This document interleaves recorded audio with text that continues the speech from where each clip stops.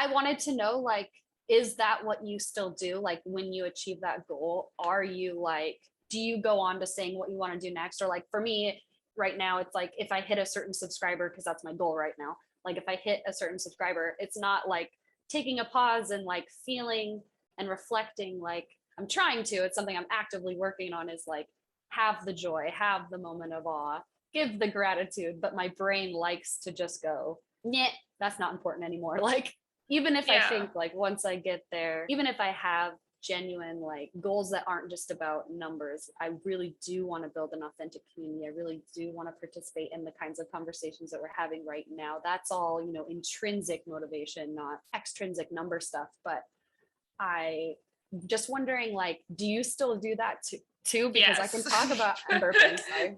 I'm being a human. 1 second. To answer your question, yes, I do.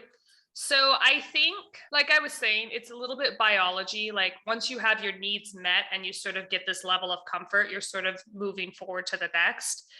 I think actively practicing gratitude is foreign, not just in American culture, but in a most human culture. I'm sure there are some cultures where that's not the case, but I do think that is kind of like a human default setting. Right. Like in Buddhism, there's a lot of gratitude, but we inherently, our ancestors suffered to survive, right? We are wired, like you said, biology wise, to Meet figure your out basic what's needs. wrong and, yeah, detect Fix what. it. That's Exactly. also part of the reason that we as humans tend to focus on negative things more than positive. Like if somebody says some shit to you, that's sideways, versus if somebody gives you a compliment. And I think that's because when we were like cavemen, we had to focus and fix the bad because the bad could kill us. So I think that our brains just haven't caught up like beyond the industrial revolution, yet alone the technological revolution that we're in now, where we're holding kind of the whole world's trauma on our shoulders. Like our brains are still very much like tribe mentality. I love that you Um, brought that up, because I want to know if you've heard of this. And I said I wasn't going to get too much into the ADHD and the neurodivergent stuff, but you just triggered like a core memory unlocked for me. This is before I was diagnosed with ADHD. So I was only thinking in this class about people that I knew with ADHD. I didn't think I had it yet. mhm. And she said, because ADHD gets viewed in a negative way, or at least historically it has been viewed in a negative way. Like there's a problem with this child. It's like Well, this depends on child, the not the culture. environment.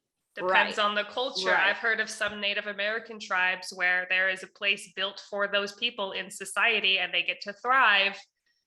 And that's what my professor was saying, is that should we put 7-year-olds on Adderall, or is the classroom the problem? Should they be outside? And she was also saying that this trait, if you want to call ADHD a trait, that this trait historically, or when we were cavemen, cave women, when we were cave peoples, the reason this ADHD persisted, right? If this many people in the population have it, it persisted for a reason, right? It was advantageous for us. And this article that she pointed out, I wish I still had it, was just saying that actually, in fact, these are the people that survived. We were the ones that but people with ADHD or more ADHD traits than others were the risk takers, the ones that would go out of the cave and try the new berries. I We needed fully, that. fully believe that the mindset of ADHD has existed much longer than we've recorded it. I believe what you're saying. And I also think in the apocalypse, people with ADHD are going to do far better I do too. overall. But I will also say, I think that it also could be something similar to like cancer. You can have a genetic predisposition to it, but then certain things you do in your life can turn it on or off, like the G nodes. So I imagine there's probably some of that at play too, but I don't know enough about like neuroscience to be able to speak on that. But yeah, I think that ADHD mind, among other neurodivergencies, have a lot of benefit in the world, and also like in a world that maybe isn't structured the way that we have our world structured. I think it is the Eurocentric patriarchal sort of society that's bled into kind of all over the world, but definitely in the United States, that doesn't have a place for it. And I think that's changing a little bit. I think people are starting to realize it's more of a square hole and round peg situation rather than a I'm broken situation. So they're sort of optimizing their lives on an individual basis for their ADHD. But I do truly think there are things that people with ADHD are better at because of the way and that's true. Like there's some people I know who are really, really good at math. Like they can calculate complex numbers in their head within minutes or seconds. Wow, not me. Not me, right? People's brains are just so different. And it would be ideal if we had a society where when you start showing signs of these things, you have a place in society that's like, we need this. This is valuable. This is sort of your path.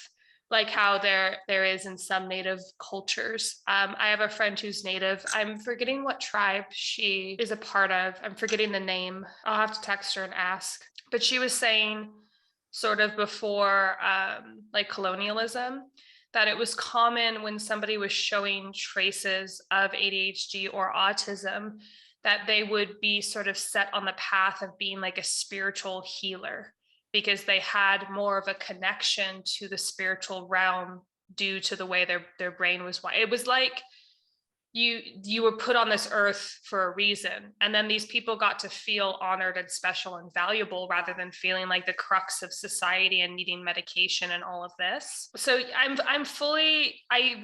think if I think about how my ADHD affects me negatively, I would attribute it entirely to the way society views ADHD, not feeling productive, feeling disorganized, blah, blah, blah, blah. All of those things are because of the square box that is our world today, not necessarily because those things are truly negative. You know what I mean? It's like so true. The labels aren't helpful. They're just they're just promote shame. You know, labels it's the labeling. See, I disagree with that. I think because of the way that our square box society is, the labels help people identify your needs. But it would be better if the world was built just like you have a different brain that's really good at this. This person has a brain that's really good at this, as opposed to like your brain is broken. I mean labeling. I'm talking more about so DSM-5. I'm thinking like the Diagnostic and Statistical Manual. You know, the stuff that we say is bad.